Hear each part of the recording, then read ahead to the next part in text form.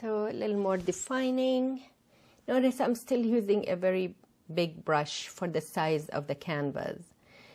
And that's more for, so I'm not doing a lot of fiddly stuff, a lot of, a small brush, really, you lose the freedom, I think.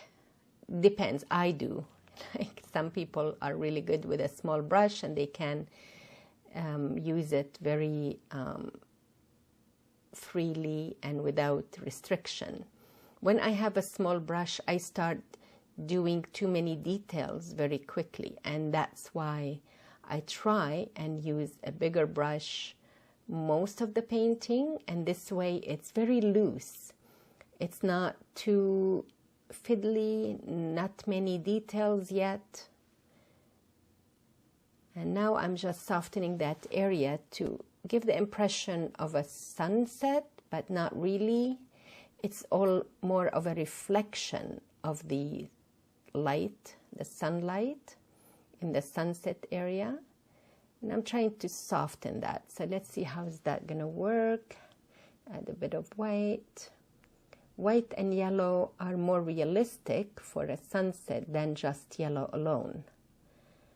When it's muted with a bit of titanium white especially, because most yellows are very transparent and they're hard to have just a yellow spot, especially if you have, let's say, blue underneath.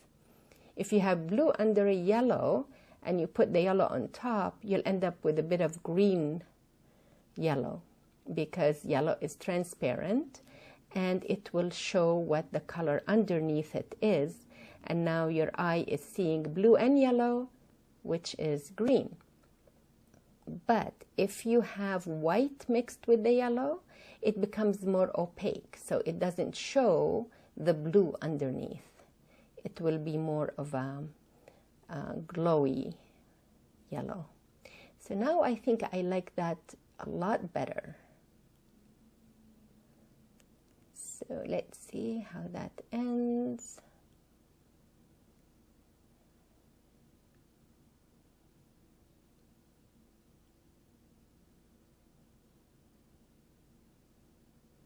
More white, there we go, to define a little more of a texture in there, because it kind of became a bit flat.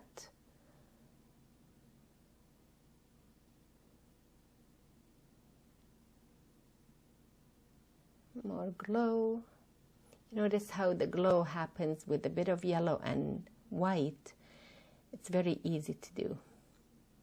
Sorry, that was behind. There we go.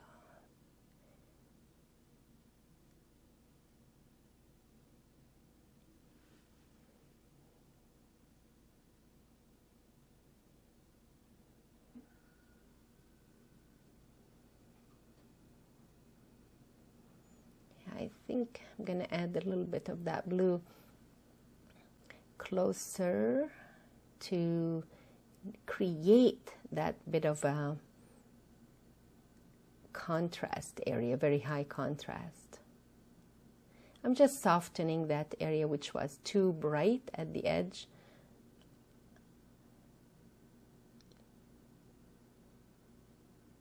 Let's see how that goes.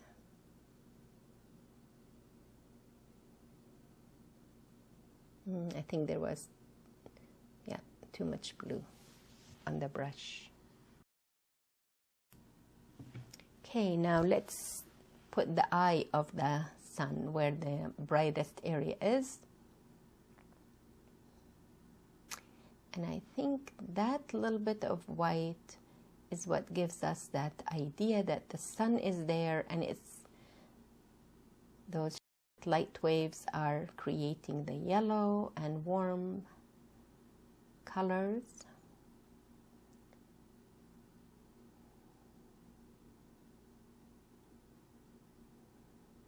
And so try and soften that yellow. It's too bright, too vivid, or too saturated.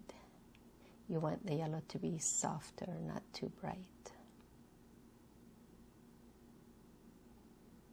I'm just softening the edges there, that some areas are too square. That area there is too square, so I'm just going to soften that. It's as you're painting, you look at it, especially if you don't have a reference photo. That's the tricky part. That in this case, I did not have a reference photo. In my other video, the tutorial will show you using a reference photo.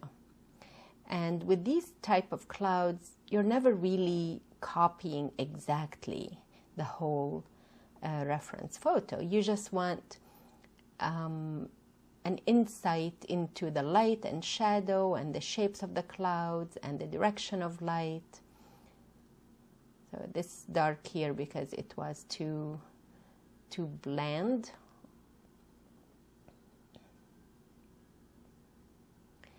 So that's what I use reference photos for, just for an idea.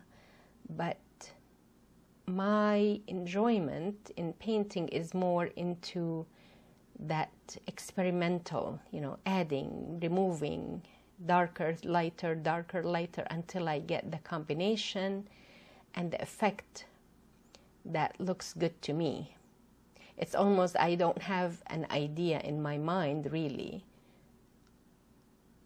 I just know what clouds look like. And of course, this is exaggeration.